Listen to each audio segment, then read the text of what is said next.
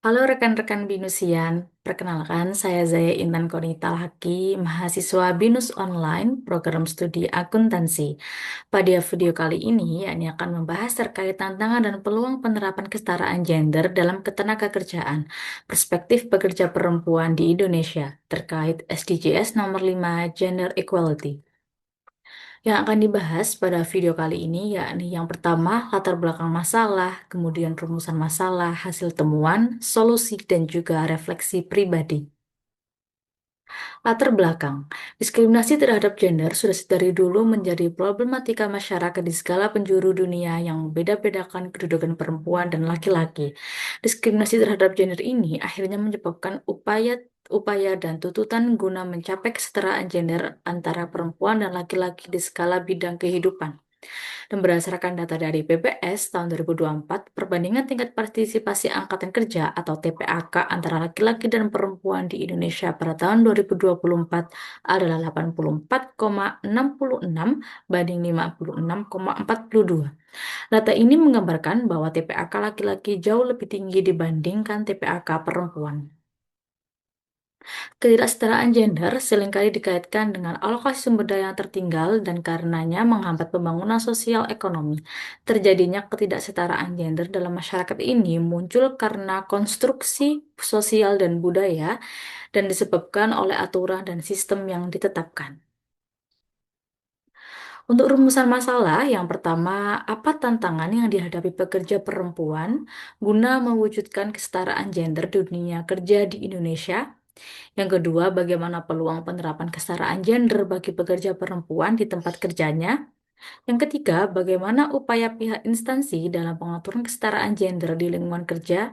Dan yang keempat, apa saja kebijakan pemerintah guna mendukung kesetaraan gender bagi pekerja perempuan dalam kehidupan bermasyarakat di Indonesia? Hasil temuan dari wawancara atau proyek yang saya lakukan dengan narasumber adalah kepala sekolah Madrasah Ibtidaiyah dengan jenis kelamin perempuan dengan usia 40 tahun, yakni tantangan perempuan dalam kaling pendidikan, yakni menghadapi tantangan ganda, yaitu membagi waktu dan tenaga antara tugas rumah tangga dan profesional. Hal ini menuntut upaya ekstra untuk menjalankan keduanya secara seimbang. Kesenjangan gender di dunia pendidikan dan pekerjaan masih terlihat di mana masyarakat lebih mengutamakan pendidikan untuk laki-laki. Di lingkungan sekolah, meskipun jumlah guru perempuan lebih banyak, posisi pimpinan seperti kepala sekolah lebih banyak diisi oleh laki-laki. Di sisi pekerjaan, perempuan juga menanggung beban ganda sebagai pengurus rumah tangga dan pekerja profesional tenaga pendidik. Perlakuan berbeda karena gender berupa stigma bahwa perempuan dianggap tidak mampu untuk memikul tanggung jawab tertentu, meskipun sebenarnya memiliki kemampuan yang cukup. Pengaruh norma dan tradisi lokal masih sangat berpengaruh, terutama dalam pengambilan keputusan yang cenderung memprioritaskan laki-laki dibanding perempuan. Pandangan terhadap kepemimpinan bahwa kepemimpinan sejati tidak bergantung pada gender, melainkan pada kualitas dan kemampuan individu.